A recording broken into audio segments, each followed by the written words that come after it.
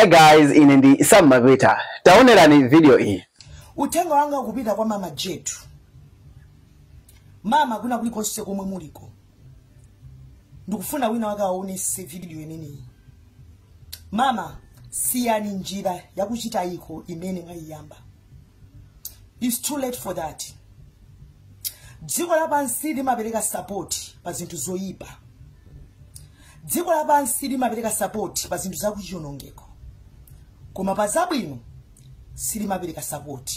Eni limadana ndi anthu amene akuchita bwino pamwe wawo. Chifukwa amati akufuna dzioneka ngati iwo abwino. Ndikudziwa kunena mawu amene wawa, uthenga umene uwu, ambiri muweruza, ambiri munyoza. But I don't mind. Chifukwa amene mwandituma si inu, koma ndi Yehova.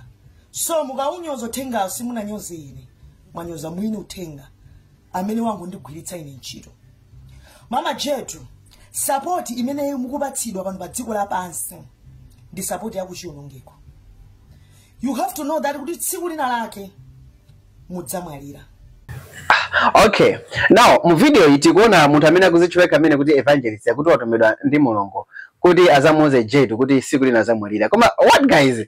Ndana amene samazo kuti siku lina azamwalira. Zikonza kuchitika every time and zikonanso kutheka kuti mwina mwake Jetu nkuzakhalapo mwina zaka 100 amene wayankhula video hii, God forbid, but tente yankhule ni chilungamo kufuna kumunamizira Mulungu mu zinthu zimene mwina tangoziganiza mmaganizo athu. Guys, tente yankhule chilungamo. Mulungu akangobwera utenga kumankha kuti siku lina azamwalira. Of course Hezekiah anawuzidwa kuti azamwalira, but still more anawuzidwa specific nthawi kuti wasande masiku kwa namakuti. I don't know anali masiku kana ni mezi, but still more anawuzidwa specific time.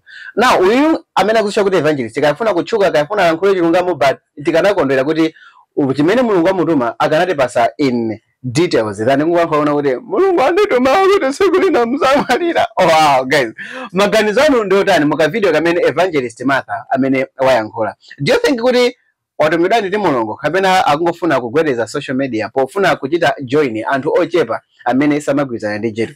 Ngati mmankonda Jetu guys, please ndipaseni follow. Komanso please lowa lidziwe nawo maganizo anu muka comment up. Please guys, remember to follow me. Double tap this video to like it. Peace.